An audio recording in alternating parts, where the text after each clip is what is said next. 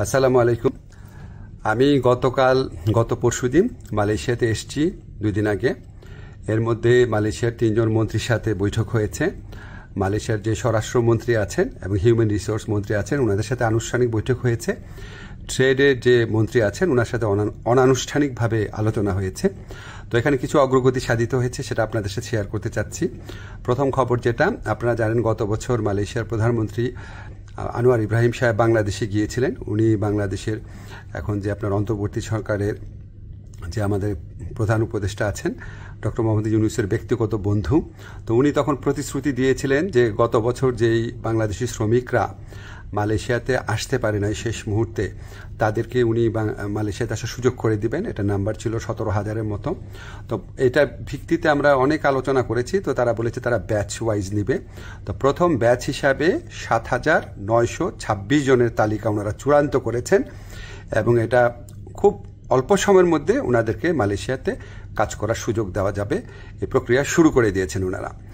Second যে নিউজটা, ভবিষ্যৎ কর্মসংস্থানের ক্ষেত্রে আমরা বিভিন্ন সূত্রে জেনেছি আগামী কয়েক মাসে মালয়েশিয়া 1 থেকে 1.5 লক্ষ বিদেশি শ্রমিক নিতে পারে। তো আমাদেরকে মালয়েশিয়ার যে ইন্টেরিয়র হিউম্যান রিসোর্স মিনিস্টার আছে উনি আশ্বস্ত করেছেন লোক দেওয়ার ক্ষেত্রে বাংলাদেশকে সর্বোচ্চ অগ্রাধিকার দেওয়া হবে। বাংলাদেশ থেকে সবচেয়ে বেশি লোক নেবেন ওনারা, এটুকু আশ্বাস আমরা পেয়েছি। তো আমরা অনুরোধ করেছিলাম বাংলাদেশে যারা রিক্রুটিং এজেন্ট আছে তাদের সবার জন্য যেন উন্মুক্ত করে দেওয়া হয়, যাতে সবাই লোক পাঠানোর সুযোগ নিতে পারে। এটা আমরা অনেক ভালোভাবে বুঝিয়ে বলেছি। তো ওনারা বলেছেন ওনারা এটা ভালোভাবে বিবেচনা করে দেখবেন, আমাদেরকে অচিরেই ওনারা এই ব্যাপারে সিদ্ধান্ত জানাবেন। তো আমাদের একটা বড় অগ্রগতি যেটা হয়েছে, আমি মালয়েশিয়ার যে ইন্টেরিয়র মিনিস্টার আছে ওনাকে রিকোয়েস্ট করেছিলাম আমাদের শ্রমিকরা মাল্টিপল ভিসা পায় না, সিঙ্গেল এন্ট্রি পায়, অন্য দেশের শ্রমিকরা পায় মাল্টিপল এন্ট্রি। তো ওটা নিয়ে বেশ কিছুক্ষণ কথা হয়েছে। উনি আমাদেরকে শুধু প্রতিশ্রুতি দেন নাই, ওনার সাথে যারা কর্মকর্তারা ছিল তাদেরকে এই ব্যাপারে দ্রুত পদক্ষেপ নেওয়ার জন্য নির্দেশ দিয়েছেন। আর আমি বলেছি যে মালয়েশিয়ার যারা ইরেগুলার হয়ে গেছেন, যে শ্রমিক ভাইরা আছেন তাদেরকে রেগুলারাইজ করা বা বৈধ করা যায় কিনা। তো ওনারা বলেছেন ওনারা মাঝে মাঝে এটা করেন, আর গত বছর করেছেন। আর ওনারা বলেছেন যে যাদের পাসপোর্ট এক্সপায়ার্ড হয়ে যায়, ভিসা এক্সপায়ার্ড হয়ে যায়, তাদের ক্ষেত্রে এটা হয়তো করা সম্ভব হবে না। তখন আমি বলেছি দেখেন অনেক সময় আছে যে মালিকের গাফলতির কারণে বা মালিকের ত্রুটির কারণে এটা হয়, তো সেগুলি আলাদাভাবে বিবেচনা করা যায় কিনা ওনারা প্রতিশ্রুতি দিয়েছেন, ওনারা এটা বিবেচনা করে দেখবেন। এছাড়া আমরা আরও কিছু বিষয় নিয়ে আলোচনা করেছি, যেমন আমরা বলেছি যে এখানে যে আপনার সিকিউরিটি গার্ড আছে বা কেয়ার গিভার আছে বা নার্স আছে, বাংলাদেশ থেকে নেওয়া যায় নাকি, স্কিল্ড ওয়ার্কফোর্স নেওয়া যায় নাকি, ওনারা আগ্রহ দেখিয়েছেন। এ ব্যাপারে আমাদের আলোচনা অব্যাহত থাকবে।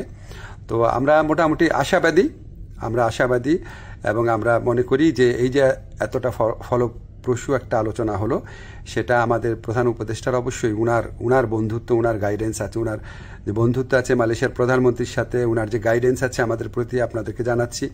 ব্যক্তিগতভাবে উনি মালয়েশিয়ার শ্রম বাজার নিয়ে ব্যক্তিগতভাবে উনি আমাদেরকে নির্দেশনা দিচ্ছেন, বৈঠকে বসছেন, ওনার কথা মতোই আমরা কাজ করছি। আর আমাদের এখানে প্রধান উপদেষ্টার যে স্পেশাল এনভয় আছে লুৎফে ভাই, উনি আলোচনায় অংশ নিয়েছেন, অনেক অবদান রেখেছেন। আমাদের প্রবাসী কল্যাণ মন্ত্রণালয়ে যারা আছেন তারা গত কয়েক মাস ধরে চেষ্টা করে যাচ্ছেন বিষয়গুলো এগিয়ে নেওয়ার জন্য। আপনাদের দোয়া ছিল, এই জন্য এতটুকু অগ্রগতি হয়েছে। আপনারা দোয়া করবেন আমরা যেন মালয়েশিয়া যারা শ্রমিক ভাই আছে বা যারা আসতে চান তাদের জন্য সত্যিকারের কল্যাণকর কিছু করতে পারি। ধন্যবাদ আপনাদের সবাইকে।